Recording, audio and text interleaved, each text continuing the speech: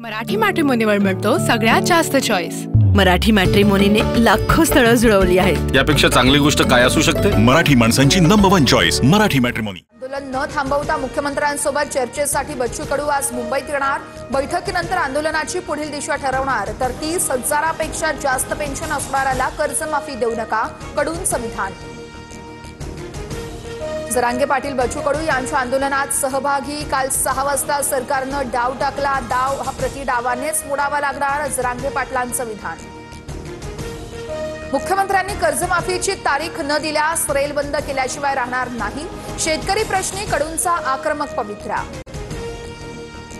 शेतकऱ्यांची कर्जमाफी करण्याची सरकारची भूमिका, पण कर्जमाफीसाठी लागणारा वेळ हा द्यावा लागेल। बैठकीतून तोडगा काढू, चंद्रशेखर बावनकुळेंची प्रतिक्रिया। बच्चू कडू लढवय्ये नेते, सातबारा कोरा करण्यात कडूंना यश आल्यास आम्ही स्वागत करू। बच्चू कडूंच्या आंदोलनावरून खासदार संजय राऊतांची प्रतिक्रिया। जैन बोर्डिंग जमीन गैरव्यवहार प्रकरणी रवींद्र धंगेकर आक्रमक। धंगेकर पोलिसात तक्रार करण्यासाठी दाखल। 1 नोव्हेंबरच्या सत्याच्या मोर्चासाठी मनसेची जय्यत तयारी। ठाकरेंच्या सेनेनंतर आज मनसेकडून देखील प्रेझेंटेशन होणार। राज ठाकरे लावरे तो व्हिडिओ दाखवत पोलखोल करणार। राज ठाकरेंच्या आदेशानंतर मनसेकडून राज्यभर मतदार यादी तपासणी मोहीम। मतदार यादीत एकाच व्यक्तीचं 2दा नाव, मात्र दोन्ही नोंदींमुळे फोटो वेगवेगळे।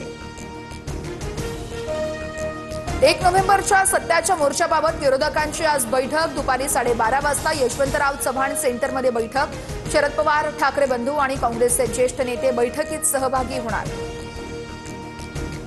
मंत्री माणिकराव कोकाटेंच्या बदनामी प्रकरणी पोलिसांचा कोर्टात अहवाल सादर। रमी प्रकरणी रोहित पवार यांनी माफी मागितली नाही। कोकाटेंकडून कोर्टात अब्रू नुकसानीचा दावा दाखल। लाडकी बहीण योजनेसाठी सामाजिक न्याय विभागाकडून 410 कोटींचा निधी वितरित। 18 नोव्हेंबरपासून ई-केवायसी पूर्ण करा, मंत्री आदिती तटकरेंचं आवाहन।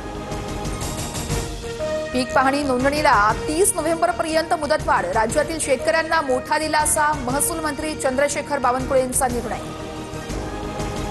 पुण्यातील जैन बोर्डिंग प्रकरणी गोखले बिल्डर आणि ट्रस्टी प्रतिज्ञापत्र दाखल करणार। आजच्या प्रतिज्ञापत्रात अधिकृतपणे व्यवहार मागे घेणार का, याकडे लक्ष।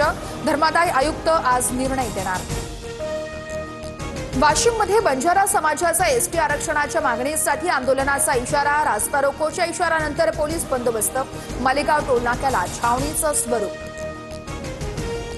पुण्यातील गुंड निलेश घायवळ टोळीचा नवा कारनामा समोर। घायवळ टोळीतील अमोल लाखेनं फसवणुकीसाठी निर्दोष शेतकऱ्याची कागदपत्र वापरली। वारजे माळवडी या पोलीस ठाण्यात गुन्हा दाखल। राज्यातील सर्व शाळांमध्ये 31 ऑक्टोबर ते 7 नोव्हेंबर वंदे मातरम वाचनाचे आदेश। गीताचा इतिहास सांगणाऱ्या प्रदर्शनाच्या आयोजनाचेही निर्देश। वंदे मातरम वाचन अनिवार्य करणं अयोग्य। मुस्लिम धर्माच्या आस्थेकडे लक्ष द्यायला पाहिजे, अबू आझमींची प्रतिक्रिया। राज्य आणि केंद्राकडून नाशिक सिंहस्थ कुंभमेळ्यासाठी 25,055 कोटींचा विकास आराखडा तयार। 7,000 कोटींचा निधी मंजूर। एसटी महामंडळाला दिवाळीच्या 10 दिवसात 301 कोटी रुपयांचं उत्पन्न। पुणे विभागातून सर्वाधिक 20 कोटी रुपये उत्पन्न। परिवहन मंत्री प्रताप सरनाईकांकडून एसटीचे अधिकारी आणि कर्मचाऱ्यांचं अभिनंदन। बीडमध्ये गुंडांकडून हॉटेल कामगाराला मारहाण। लोखंडी रॉडनं केलेल्या मारहाणीमध्ये कामगार गंभीर जखमी। कामगारावरती उपचार सुरू। मोंथा वादळामुळे मांडवा ते गेटवे ऑफ इंडिया जलवाहतूक सेवा तात्पुरती बंद। मालदार कॅप्टन बोट व्यतिरिक्त इतर सर्व बोटी बंद असणार। पुण्यातील खेडमध्ये अवकाळी पावसामुळे कांदा पीक पाण्याखाली। द्राक्ष आणि डाळिंब उत्पादक शेतकरीही संकटात। चिपळूणमधील मुसळधार पावसानं भात शेतीचं प्रचंड नुकसान। शेतात पाणी साचण्याच्या भीतीनं रस्त्यावर वाळत घातलेलं पीकही भिजलं। मोंथा वादळामुळे राज्यभरातील 7 मासेमारी बोटी गेल्या 5 दिवसांपासून बेपत्ता। बोटी समुद्रात भरकटल्यामुळे त्यांच्याशी संपर्क साधणं कठीण, तर तटरक्षक दलाला बोटींचं लोकेशनच मिळेना। अकोल्यात नुकसान भरपाईतून शेतकऱ्यांच्या खात्यात 5, 8 आणि 3 रुपये अशी रक्कम जमा। शेतकऱ्यांची थट्टा करणं थांबवा, निवेदनातून विनंती। विदर्भासह कोकण किनारपट्टीला पावसाचा इशारा। 5 नोव्हेंबरपर्यंत राज्यभर ढगाळ वातावरण आणि हलका ते मुसळधार पावसाची शक्यता।